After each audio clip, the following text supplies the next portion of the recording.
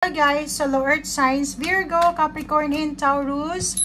Welcome dito sa aking channel, Kapalaran 888. Earth Signs, Virgo, Capricorn, and Taurus. Ito ay daily tarot reading, so pwede kang makaresonate. Gamitin mo ang iyong intuition sa panunood. Okay. Earth Signs, Virgo, Capricorn, and Taurus. Meron kang 3 cards. Two of Pentacles. Meron ka ditong the Moon na upright position. Meron ka din na 9 of Cups na upright position. Earth signs, ang nakikita natin dito, meron kang, parang related to sa 3 months reading mo eh. So, panoorin mo siya.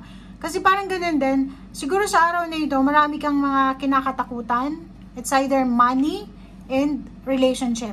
Parang ganun. So, natatakot ka na mawala ng pera, natatakot kang maging imbalance yung financial mo, natatakot ka din na masira yung emotion mo. Parang ganon.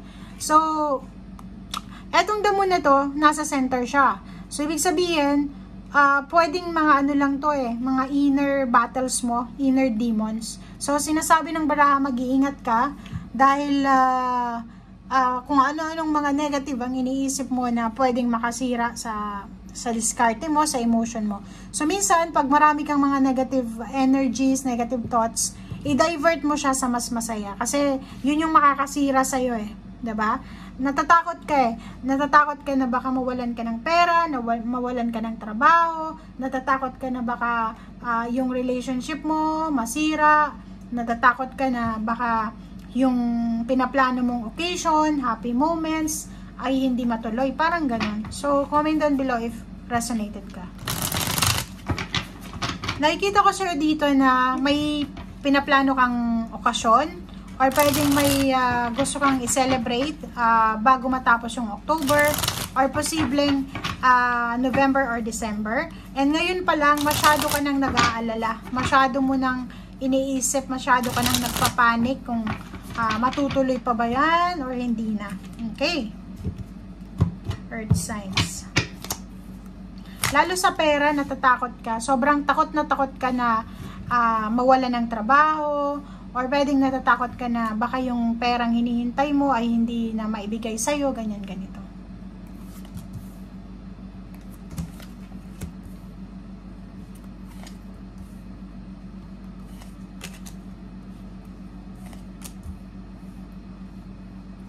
Okay. Tingnan mo yung baraha mo. Wala kang dapat ikatakot. Diba? Sa ilalim niya is Knight of Pentacles.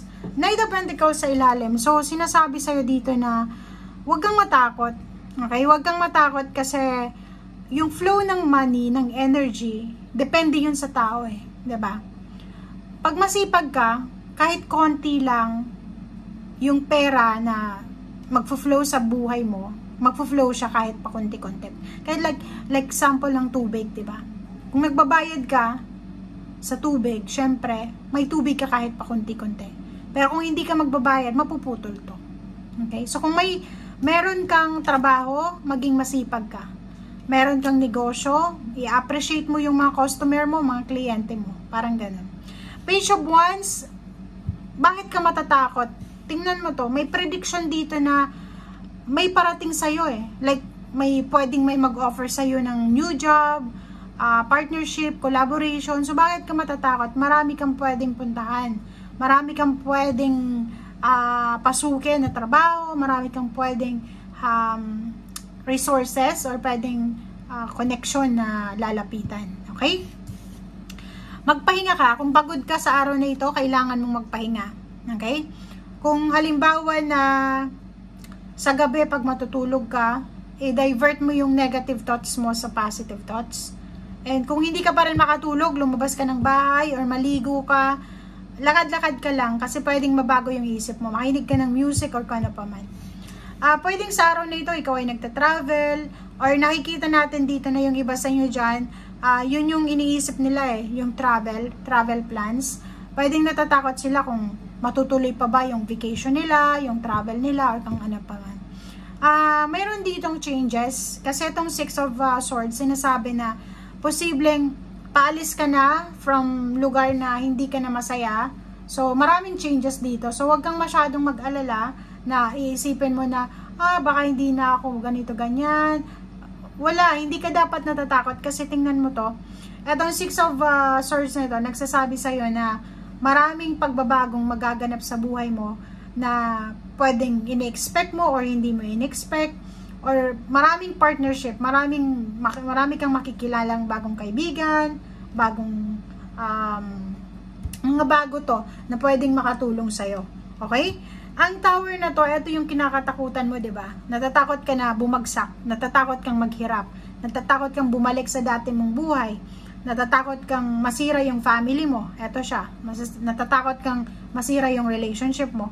Huwag kang matakot kasi nandito yung Zero the Fool. Sinasabi sa'yo ng Zero the Fool na everything happens for a reason. And if may chance ka ngayon, diba? Pag may chance ka ngayon na makapagsimula ng bagong buhay, makapag-level up ng mga steps sa buhay mo, gawin mo siya. Ang isa sa dahilan kung bakit hindi natin nagagawa yung Zero the Fool, yung leap of faith, kasi sa takot yun. Nababalutan ka ng takot. Okay? So, itong Ten of Swords, merong mga relationship na pwedeng mga past relationship or mga toxic relationship, or pwedeng mga issues sa relationship na pwedeng matapos na. Reconciliation, magkakaayos-ayos, new beginnings, or paano pa man.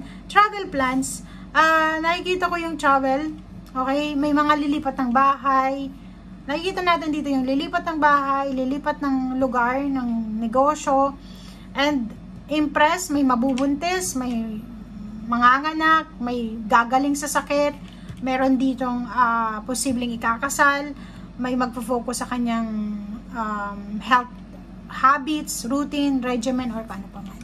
Okay? So, yun. Tingnan natin yung sa ilalim. Okay, ito yung sa ilalim niya. Tapos, King of Pentacles. So, sinasabi sa'yo dito na ito yung dapat mong focus. Instead na matakot ka, huwag kang matakot. Kasi ito yung parating sa'yo. May Knight of Pentacles. May paparating sa'yong pera. May good news. May bringer of good news kasi itong Knight of Pentacles. May parating na pera. Mahahawakan mo yung pera na minamanifest mo. Magkano ba yan? Kasi, ang nakikita ko sa'yo dito, nagwo-worry ka para sa pamilya mo. Nagwo-worry ka para sa karelasyon mo. Pwedeng may anak ka na, apo, magulang, kapatid. Nagwo-worry ka kasi, siguro may mga financial problems kayo na kailangan mong i-settle. And yun yung dahilan kung bakit ka nag-aalala. Okay? So, comment down below guys if you are resonated. Kasi sa nakikita ko sa'yo dito, hindi ka makapag-focus sa ginagawa mo, which is kailangan mo mag-focus. Kung kailangan mo ng pera, focus ka dapat sa trabaho mo para hindi ka, di ba, hindi masayang yung pera. Pero, ang nakikita natin dito, dahil sa problema, masyado kang nakafocus sa problema. Hindi mo na nabibigyan ng oras yung ginagawa mo. Okay? Kung nagtatrabaho ka sa isang company, like sa mga, like ano bang tawag dito, sa mga pabrika, na panggabi ka, pang umaga, na may mga machine, mag-iingat ka, kasi wala yung focus mo sa ginagawa mo eh. Lalo na yung ginagamit mo yung kamay sa mga company, di ba, sa mga pabrika. Kung may malaking machine, wag mong ilalagay yung kamay mo kasi lalo kung wala ka, balisa ka eh. Yun ang nakikita natin dito. Okay, so thank you guys and see you again. Bye!